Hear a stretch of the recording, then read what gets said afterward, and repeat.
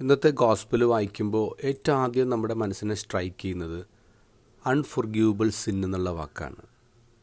അത് കാണുമ്പോൾ നമ്മൾ ഉടനെ തന്നെ എന്താണ് ക്ഷമിക്കപ്പെടാത്ത പാപങ്ങൾ, എന്തൊക്കെയാണ് ക്ഷമിക്കപ്പെടാത്ത പാപങ്ങൾ എന്ന റൂട്ടിൽ അങ്ങോട്ട് പോകും. അപ്പോൾ അതിന് തൊട്ട് മുമ്പത്തെ ഒരു കാര്യം, ഈശോ പറയുന്നൊരു കാര്യം നമ്മൾ ഫോക്കസ് ചെയ്യുന്നില്ലെന്നതാണ്. ഈശോ പറയുന്നത് ഇങ്ങനെയാണ്: സത്യമായി ഞാൻ നിങ്ങളോട് പറയുന്നു, മനുഷ്യമക്കളുടെ എല്ലാ പാപങ്ങളും അവർ പറയുന്ന ദൂഷണങ്ങളും ക്ഷമിക്കപ്പെടും. ഇത് വണ്ടർഫുൾ അല്ലേ? എന്നുവെച്ചാൽ എല്ലാ പാപങ്ങളും എല്ലാ ദൂഷണങ്ങളും ക്ഷമിക്കപ്പെടും എന്ന് ഈശോ പറയുന്നത്. നമ്മൾ ഫോക്കസ് ചെയ്യേണ്ട ആ ഒരു കാര്യത്തിലാണ്. ഈശോൻ്റെ അകത്ത് പറയുന്നൊരു ഉപമയുണ്ട്.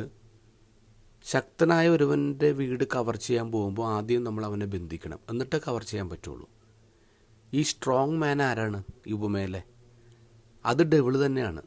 അപ്പോൾ ഈശോ പറയുന്നൊരു കാര്യം എന്താണ്? ഡെവിളിനെ നിങ്ങൾ പേടിക്കണം, കാരണം അവൻ സ്ട്രോങ് ആണ്. എന്നിട്ട് ഈശോ പറയുന്നത് അവനെ ബന്ധിക്കണമെന്ന് പറയാം.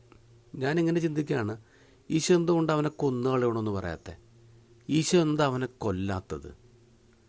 നമ്മൾ ഗോസ്പൽ സ്റ്റോറീസ് വായിക്കുമ്പോൾ, ഈശോയുടെ എക്സോസിസം സ്റ്റോറീസ് വായിക്കുമ്പോൾ ഈശോ അശുദ്ധാത്മാക്കളെ പുറത്താക്കുന്നുണ്ട്. ഈശോ അവരെ പുറത്താക്കുകയാണ്, ഈശോ അവരെ കൊന്നു കളയുന്നില്ല. ഒരു കൂട്ടം അശുദ്ധാത്മാക്കൾ ഞങ്ങളെ പന്നിക്കൂട്ടത്തിലേക്ക് പറഞ്ഞു വിടാൻ പറയുമ്പോൾ ഈശോ അത് സമ്മതിക്കുകയാണ്. അപ്പോൾ അവരെ ഈശോ ബന്ധിക്കുന്നു, അവരെ പറഞ്ഞു വിടുന്നു, പക്ഷെ അവരെ കൊല്ലുന്നില്ല. വൈ എന്ന് വെച്ചാൽ ഈശോ ഈ പിശാചുക്കൾക്ക് പോലും സെക്കൻഡ് ചാൻസ് കൊടുക്കുകയാണ്.